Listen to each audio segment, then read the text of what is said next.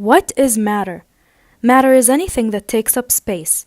Matter is anything composed of atoms, and atoms are composed of protons, neutrons, and electrons.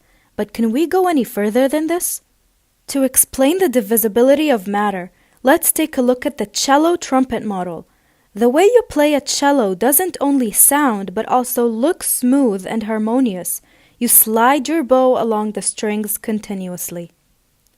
On the other hand, you play the trumpet using discrete movements of your fingers. In this case, each sound depends on your pressing of a different button, as opposed to a smooth slide. From this come the two views on matter divisibility. Some scholars think that matter is continuously divisible, which is the mathematical view, and others think it's made up of discrete building blocks, which is the atomic view. Among the supporters of the mathematical view were Greek philosophers Parmenides and Aristotle. This view states that, like a cello, the divisibility of matter is continuous. Scholars were able to prove that rational numbers, which are numbers that can be written as fractions, are continuously divisible.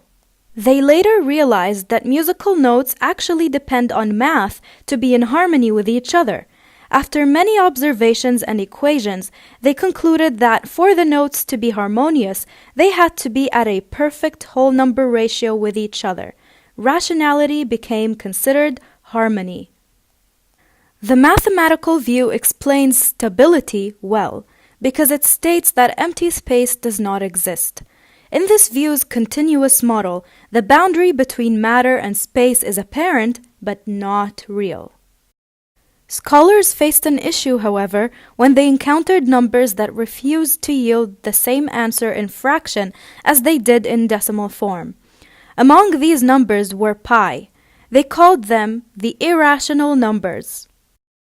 The Pythagorean theorem, one of the most prominent theorems in mathematics, also served as a basis for the atomical view on the discreteness of matter. No matter how they tried, scholars could not find a fraction or rational number that yielded the same result as the square root of 2. These findings also allowed scholars who belonged to the atomic view to state that just like the irrational numbers, matter reaches a point where it could not be divided and still be able to maintain the same composition. Contrary to the mathematical view, the atomic view explains change well. This view's mechanist model states that discrete bits of matter knock into each other to either 1.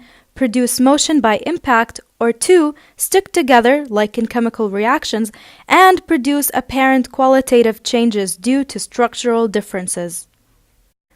When atoms were discovered, they became ultimately a theory of discreteness. The word atom originates from the Greek word a, meaning not, and the verb temenein, which means to cut. Thus the meaning of the word atom became not cut, or in other words, indivisible. However, both the atomic and mathematical views still continue to have supporters up to the present day, and they both also have explanatory power. So, it all began when Robert Boyle, who is now considered one of the founders of modern chemistry, argued against Aristotle's view of matter. Aristotle believed that the world was only composed of 4 elements: earth, fire, air, and water. Boyle instead insisted on the existence of elements with bulk, figure, texture, and motion. Similarly, Newton argued that although the universe is infinite, matter is not, being only divisible to a certain point, a theory that was later to be proven by John Dalton. John Dalton was one of the first scientists to create a real experiment to prove the atomistic theory. Basically, the atomistic theory states that all objects in the universe are made of very small, indivisible building blocks known as atoms. Through his experiments, Dalton was also able to deduce the true nature of compounds and propose an atomic model. Dalton's experiment helped lay the groundwork for modern chemistry by introducing concepts such as atoms, elements, and compounds.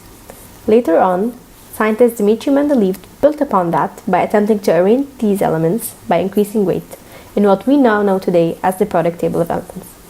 Even though Mendeleev's table was incomplete, this table helped predict the existence of new elements that were then unknown to man.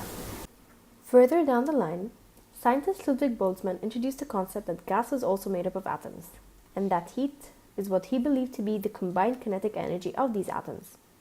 Kinetic energy is the energy molecules possess due to motion, and although this concept during his time was thought of as completely insane, we know today that it is mostly true.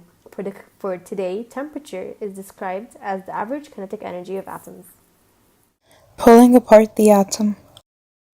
In 1897, British physicist J.J. Thomson was experimenting with gas and electricity. Through his model, he discovered the electric current by seeing light particles appear between the electrodes. He used Newton's law of motion to measure their mass, which came out to be 2,000 times smaller than the hydrogen atom, which was back then known as the smallest particle. In 1920, Ernest Rutherford, with the help of radioactivity and his discovery of alpha particles, proved the existence of a center of the atom called the nucleus, where the mass and charge were concentrated. He disproved Thomson's theory that positive particles are on the outside of the atom, and proved that negative particles were on the outside instead, and that neutrons are inside the nucleus. In 1933, Carl Anderson used cloud chambers to see that there were even smaller particles. He got evidence of scientist Dirac's equation when he observed a mirror version of the electron with a positive charge, which he called the proton. Cloud chambers were then moved to the top of Mount Wilson, where many more complex particles were discovered.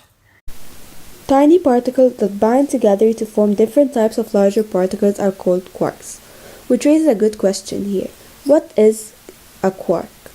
Basically, a quark is an elementary particle and one of the fundamentals of matter. They combine all to form hadrons, which is a particle made out of two or more quarks held by a strong force. This is why the study of quarks is important. Particle physics is the study of quarks and their interactions through strong force. A proton is made of 3 quarks. And when 5 quarks meet or combine, that is called a pentaquark. The antiparticle of a quark is the pentaquark. Both quark and pentaquark are the only particles that interact through the 4 forces of gravitation, which are the gravitation force, weak nuclear force, electromagnetic force, and the last thing is strong nuclear force. This might not seem all that exciting, but for people who study physics it is, because the pentaquark was discovered as a coincidence. What makes this interesting is that for 50 years also, researches had been done for these subatomic particles. Nowadays, advanced technology will help research which is being done currently, and hopefully more particles will be found within the atom and the field of physics. Melissa Franklin was a team member of the group detecting the top quark at Fermilab in Illinois. They spent a year gathering data until they were confident to confirm its discovery. Are there more particles underneath quarks? Are there limits to what we could know? Are there limits in every era? However, science is rapidly developing. Today we know of quarks. Experimentalists are like cowboys. They like to gather data by themselves. They don't like to find the easy way out. Are quarks that have been discovered the last step, or could they be divided into many small pieces? Experimental and mathematical evidence show that this is the final step, but how can we make sure? The mathematical symmetry of quark suggestion that quark can't be divided anymore. However, there are beliefs that another belief is that they cannot come apart. They behave as if they're concentrated as a single point. Surprises do happen. Quarks begin to be concentrated at a single point. That doesn't mean that they can't be pulled apart or there cannot be any hidden dimensions. All we know now that there are limits to every knowledge, and this is the limit to our generation.